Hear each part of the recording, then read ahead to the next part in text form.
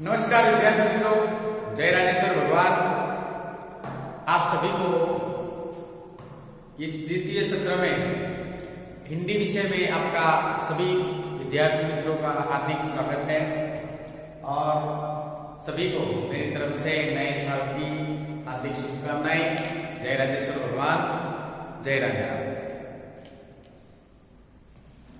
विद्यार्थी मित्रों, आज हम कक्षा 9 में हिंदी विषय में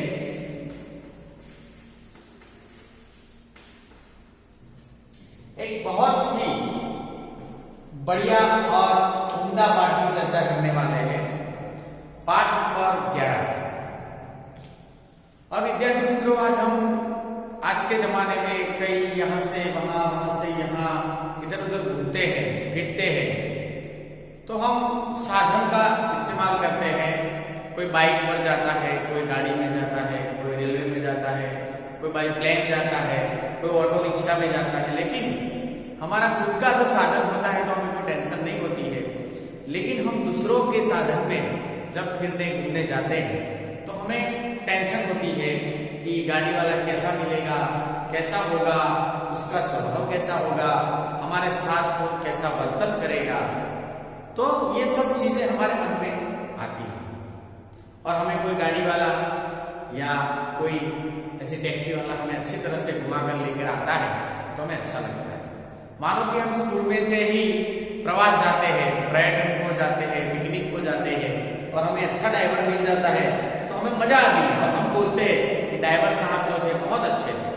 तो वैसे ही एक रिक्शा ऑटो वाले मोहन नाम के एक लड़के की बात की गई है। वो लड़का एक दंपति थे, वो दंपति को अच्छी तरह से शहर में घुमाता है और उसके साथ अपने बेटे जैसा वर्तन करता है।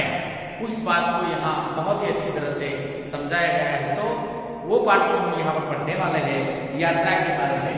तो हिंदी विषय में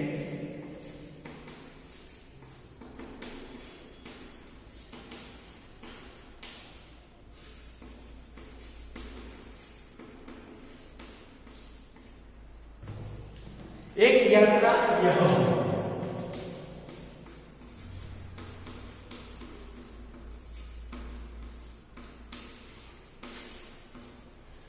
ये पाठ आज हम पढ़ने वाले हैं। तो पाठ के लेखक है रामदरस मिश्र।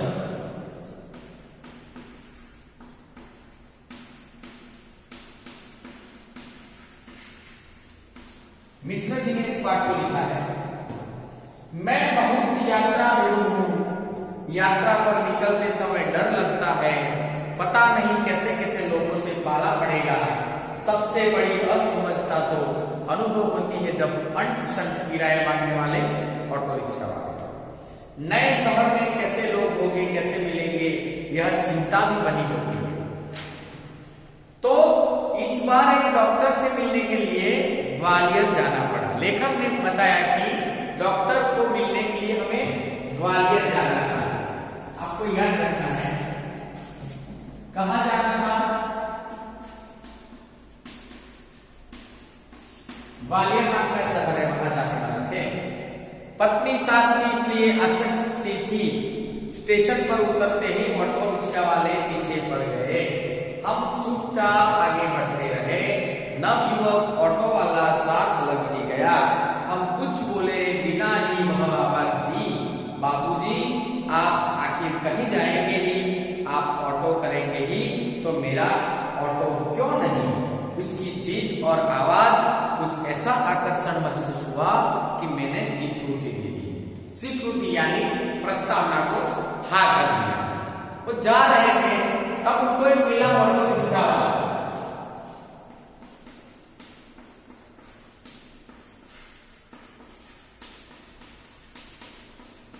इस ऑटो रिक्शा वाला ने बोला बाबूजी आपको जाना ही तो ऑटो में ही है, तो आप मुझे क्यों नहीं कहते, तो मेरा भी निर्वाह निकल जाएगा, मेरा भी दिन गुजर जाएगा और आपका काम निकल जाएगा। तो लेखक को लगा कि मैं उसको बुला दूं, तो उन्होंने ऑटो रिक्शा वाला को हाँ कर दिया। वह प्रेम भरी बातें करता रहा और हमें डॉक्टर के यहाँ पहुंचना था। उनको कहाँ पहुंचना था कि डॉक्टर के वहां। वो डॉक्टर को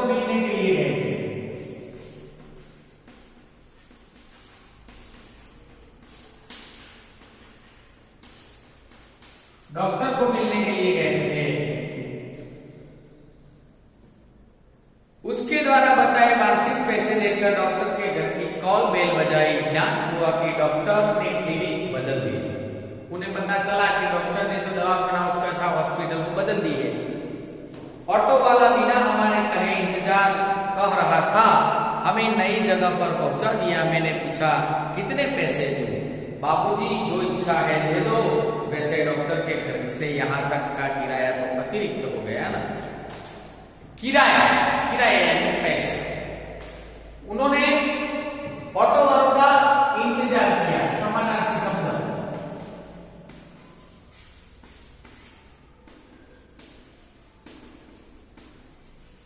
इंतजार तो राह देखी। इंतजार किया। ऑटो वाले ने बोला कि चलो मैं ले जाता हूँ आपको डॉक्टर के वहां। डॉक्टर के वहां ले गए, लेकिन पता चला कि डॉक्टर ने तो हॉस्पिटल बदल दी है। तो उनको तो जो पैसे दिए थे वो तो उनको खराब ही हो गए। लेकिन ऑटो वाला बोला कि कोई बात नहीं है, आपके पैसे तो यहाँ बिगड़ गए, लेकिन कोई बात नहीं है। उसने पूछा बाबूजी यहाँ से कहाँ जाएंगे? मैंने होटल का नाम बता दिया। कहा भाई तुम जाओ, यहाँ देर लग सकती है। लेखक ने कहा कि मुझे यहाँ होटल पर जाना है, तुम जाओ, मुझे देर लग सकती है। वह कुछ बोला नहीं। वह डॉक्टर के पास चले गए। घंटा भर बाद निकलने कहा वही खड़ा था। अब महसूस होने लगा था कि यह ऑटो वाला कुछ और है। वह हमारे भीतर घर करता गया। डॉक्टर पर छोड़कर उसने पूछा फिर कब जाओ? फिर क्या हुआ? उसने डॉक्टर के घर ले गया, लेकिन क्लिनिक बंद था। वहां से जहां पर डॉक्टर का हॉस्पिटल था वहां पर ले गया सही सरनामे पर लेकर उसने बोल दिया कि अब तू जा, हमें होटल में रुकाना है। तो उसको बोला कि ओके कोई बात नहीं है। लेकिन वो डॉक्टर को बताने के लिए गए, 1 घंटा हो गया, तभी तक वही ऑटो वाला वहीं पर खड़ा रहा। फिर जब वो लोग बाहर निकले तो पता चला कि ऑटो वाला वहीं था। फिर उसने होटल तक रुकवा दिया और होटल तक बोला कि चलो मैं आपको होटल तक भेज देता हूँ। तब उनको लगा कि ये लड़का ऑटो वाला कुछ अलग ही है, हमारे साथ कितना अच्छा बर्तन कर रहा है। यानी उसने बोला फिर कब आओ? होटल पर छोड़कर उसने पूछा फिर कब आओ? यानी आप शहर में कुछ घूमेंगे, कुछ फिरेंगे, आपको जहां जाना होगा मैं चलूंगा। वैसे यहाँ कब तक है? तो बापूजी ने कहा कि कल शताब्दी तक हम लौटेंगे। तो आपको घुमाने के लिए कब आओ? उन्होंने बोला कि आपको घूमना है, फिरना है, तो मैं कब आऊं? भाई आज तो थके हैं, आराम करेंगे, कल घूमेंगे। ठीक है बाबूजी, यह हमारा मोबाइल नंबर है, मुझे फोन करके बुला लीजिए। अरे तुमने अपना नाम तो बताया नहीं। बाबूजी ने बोला कि तुमने मेरा नाम तो अपना नाम तो नहीं बताया। मोहन अच्छा नाम है। दूसरे दिन घूमने का कार्य शुरू हो गया। वह बहुत प्रेम से एक के बाद एक स्थान दिखाया गया। तो वो लड़का था, उसका नाम था मोहन, जो रिक्शा चलाने वाला था। उसने बोला कि बाबूजी आप शहर में घूमने वाले हैं, यहाँ से वहां जाएंगे, तो मैं आपके साथ आऊंगा। उसने बोला सही बात है, आ जाना, लेकिन तू तेरा नाम तो बता। तो उसने बोला मेरा नाम है मोहन और ये मेरा मोबाइल नंबर है, और ये मोबाइल नंबर आप अपने पास रखिए। आपको जब भी जरूरत पड़े तो मैं आपके साथ आऊंगा और आपको पूरा सफर घुमाऊंगा। दूसरा दिन हुआ, घूमने का कार्य शुरू हो गया। वह बहुत प्रेम से एक के बाद एक स्थान दिखाता गया। मुझे बाबूजी और पत्नी को अम्मा नाम से संबोधित करने लगा। कैसा हुआ? जो लेखक थे, लेखक को बाबूजी और उनकी पत्नी थी, उनको वो अम्मा।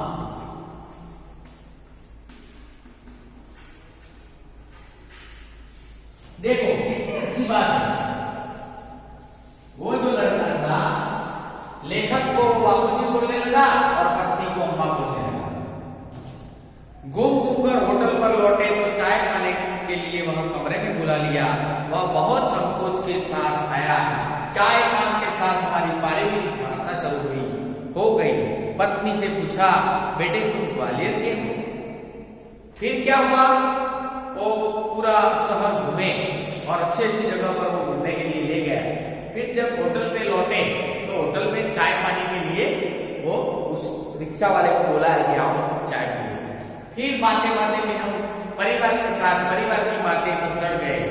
तो उसने पूछा कि बेटा तुम ग्वालियर के हो? तो वो बोला, नहीं नहीं अम्मा, मेरा मूल है आगरा। तो वो जो मोहन था वो आगरा का, यूपी में आया हुआ आगरा, और आगरा शहर से मैं आता हूं। हमें लगा कि तुम कहते कहते कुछ घर आया इसलिए चुप रहे, लेकिन वह स्वयं बोलने लगा। स्वयं स्वयं यानी खुद।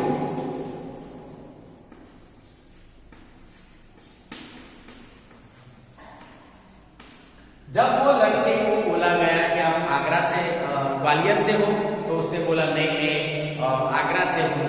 और वो बोलते बोलते वो थोड़ा भर आया, यानी उसको दुख भरा लगने लगा। फिर हमें लगा कि वह कहते हमें भर आया इसलिए हम चुप रहे, स्वयं बोलने लगा। आगरा में अपना घर है, माँ बाप तो बचपन में ही गुजर गए थे। बड़े भाई ने परवरिश की और भाई वकील है, मैं बीए पास हूं, कोई नौकरी खोज रहा है। बड़े भाई ने परवरिश की, परवरिश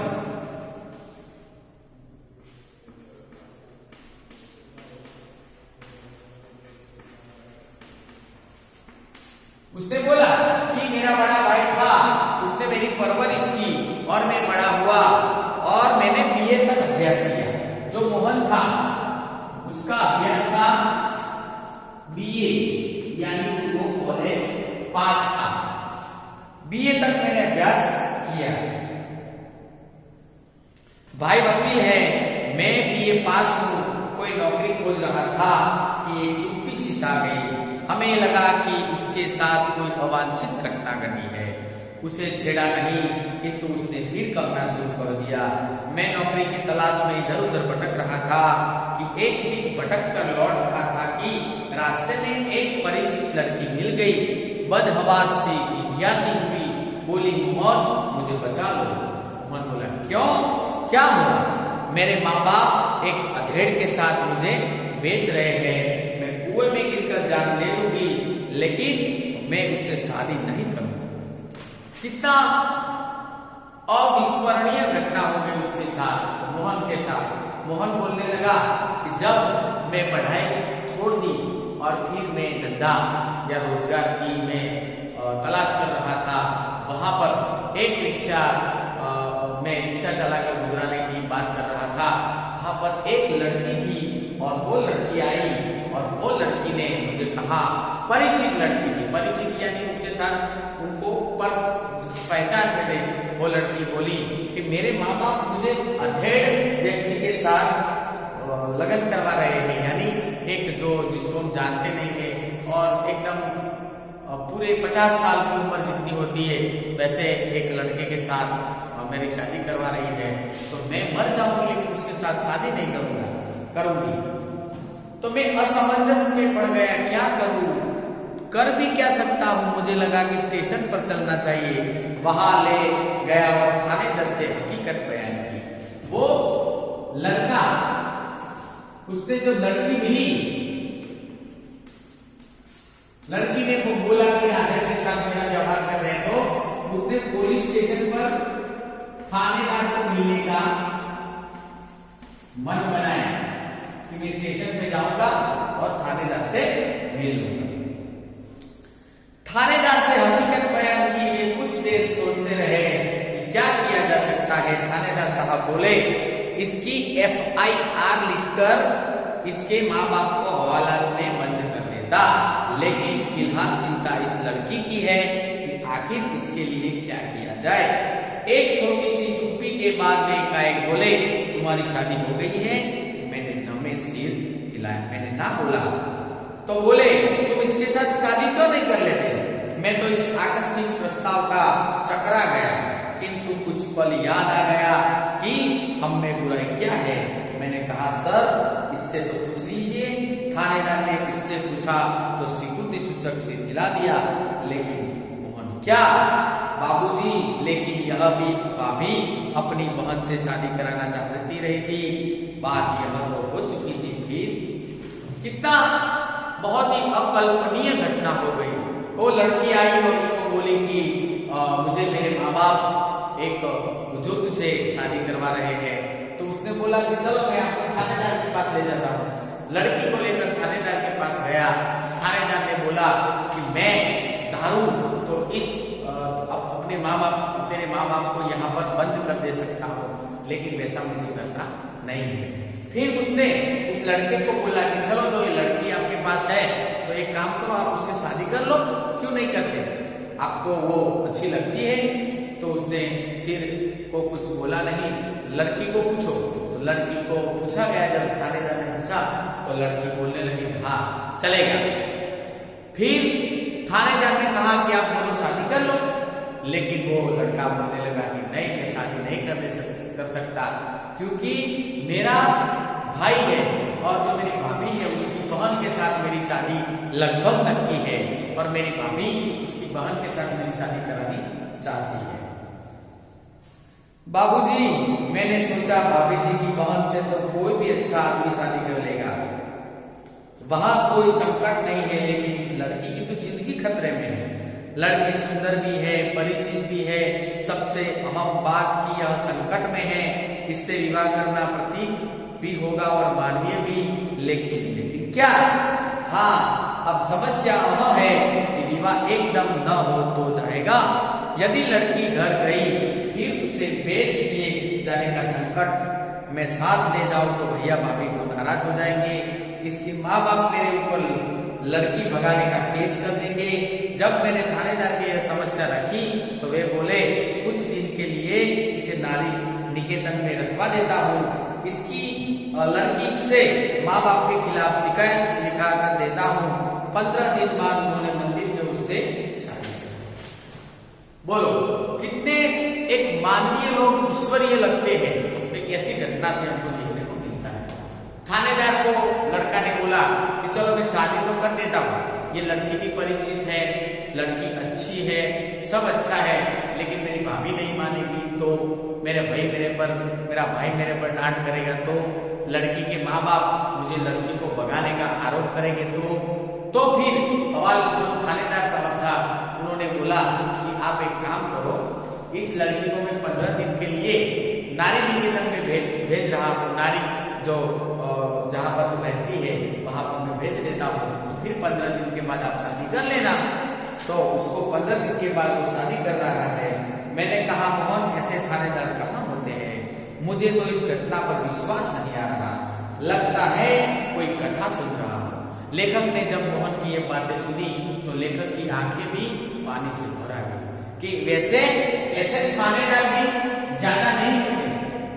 बहुत लोग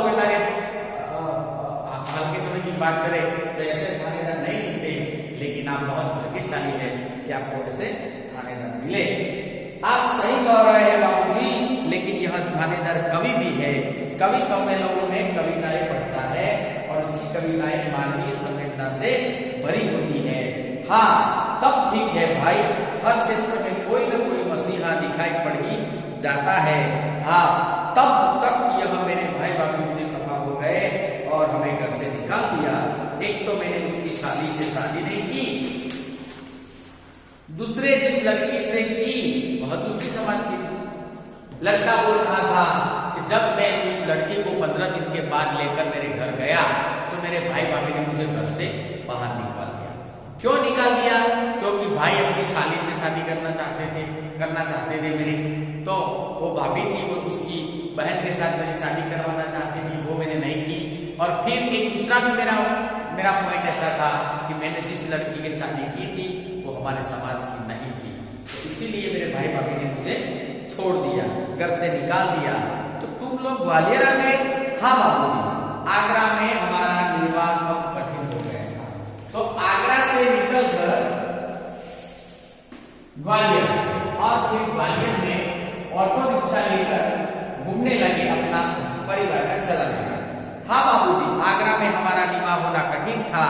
पराये शहर में भले ही कोई अपनापन न हो, किंतु यह परायापन हमें अपने अपन से अच्छा है न जो दिन रात अप्रतिदिन व्यवहार बनकर तन मन को उत्कित कर देता है। अपनापन, परायापन, दोनों विपरीत शब्द है, विरुद्ध शब्द। अपनापन का विरोधी होगा परायापन, दिन का विरोधी होगा रात, तन का विरुद्ध शब्द होगा मन। तो उसने बोला कि मैं मेरे भाई भाभी के साथ ऐसे अपनेपन का व्यवहार मुझे नहीं मिलेगा, इससे अच्छा था कि मैं आगरा से ग्वालियर आकर रह गया। हाँ, सही कह रहे हैं। तो यह कोई नौकरी तो रखी नहीं थी, बस ऑटो का दामन थाम लिया और उसी से सहारे चल रहा हूँ। वास्तव में तुम बहुत बड़े हो मोहन।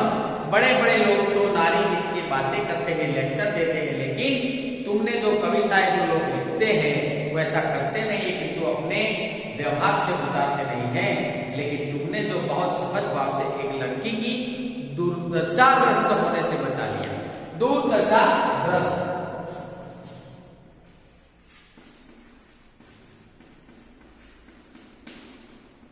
दुर्दशाग्रस्त यानी तकलीफ वाली लड़की को आपने बचा लिया और अपने जीवन के साथ उसे सम्मानपूर्वक लगा दिया। बाबूजी, इस कार्य से मुझे भी बहुत संतोष मिला।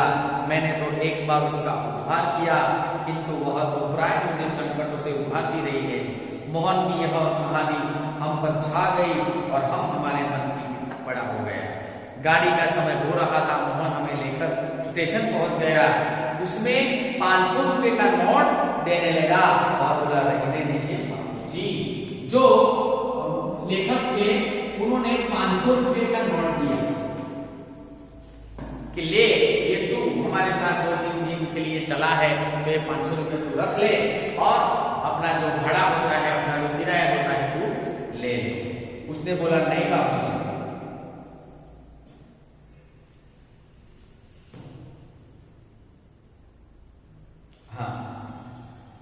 तुम्हारा गाड़ी का समय हो रहने दिए बाबूजी। अरे यह तुम्हारा पारिश्रमिक है, कोई दान थोड़ा दे रहा हूं। बाबूजी, मैंने माँ बाप का प्यार नहीं पाया है। कल से ही लग रहा था कि मुझे माँ बाप मिल गए हैं। इस दुख के आगे मुझे पैसे का कोई मोल नहीं है। पैसा तो और लोगों से कमाई लेता हूँ बेटे, लेकिन मेरी भी तो सोचो। मैं बेटे का शोषण नहीं कर सकता, लेकिन यह तो बहुत है, इतना लूंगा तो आपका शोषण हो जाएगा। यह कहकर वह 500 का नोट लेकर 300 वापस करने लगा। बोला, मुझे मत कीजिए बाबूजी। हाँ, जब भी ग्वालियर आएगा मुझे बुला लीजिएगा। मेरा फोन नंबर आपके पास है, लेकिन मेरी एक शर्त है। क्या? वह क्या बाबूजी?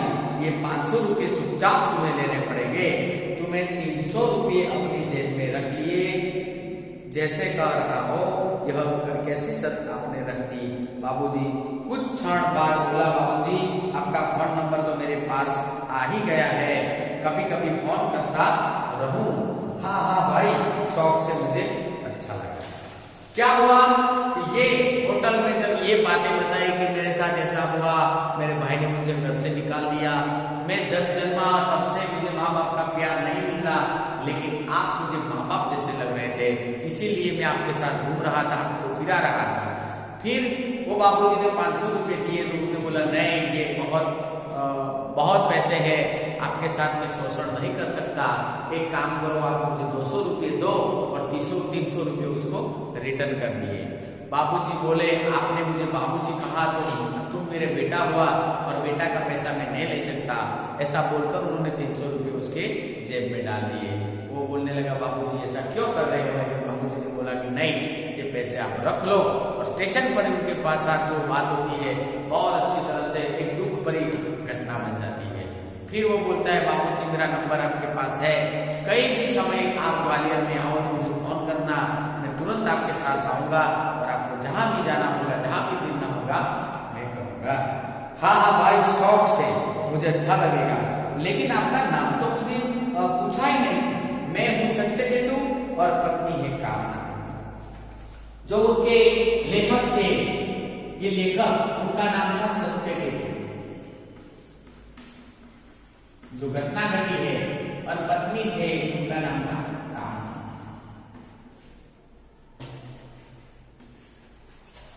मेरा नाम है सत्यकेतु और पत्नी है कामना। और जब हम स्टेशन के अंदर जाने लगे तब वह आंखें में आंखें जितना अपनापन लिए वह निहारता रहा। और एक लड़का और एक अपने पिता का जो भाव होता है वैसा भाव वहां देखने मिला।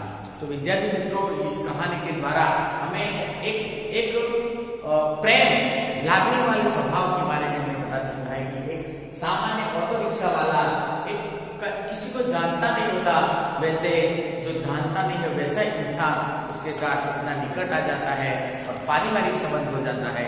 इस बात को यहाँ पर बताया गया है, बहुत ही अच्छी तरह से यहाँ पर बताया है। इसीलिए इसका टाइटल है यह यात्रा, यह यात्रा। तो विद्यार्थी मित्रों, इस पाठ को आपको पढ़ लेना है और पढ़कर एक बार खत्म कर लेना है। उसकी समझूती आपको करनी है, कहानी को समझना है।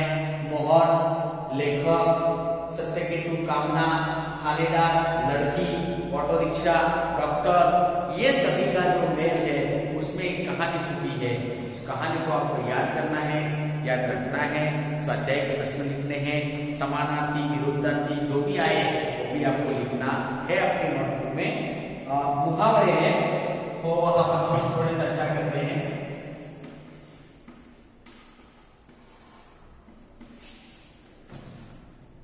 पाला पड़ना,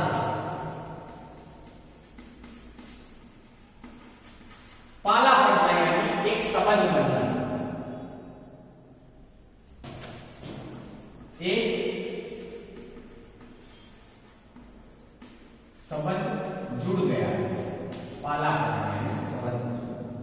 चुप्पी सी छा गई,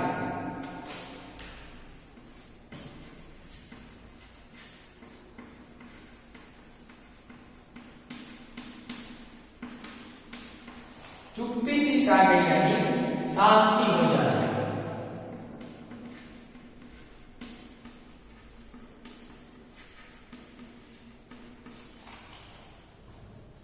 असमंजस में पड़ जाना यानी द्विधा में पड़ जाना। असमंजस,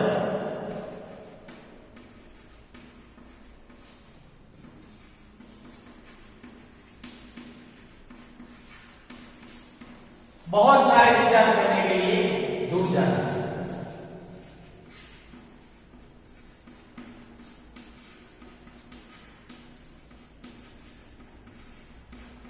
विचारों में पड़ जाना।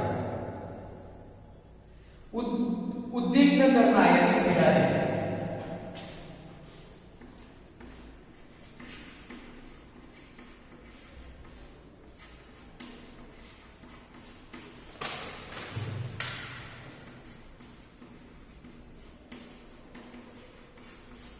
पीड़ा देना। तो विद्यार्थी मित्रों, हमने आज ये पाठ पढ़ा।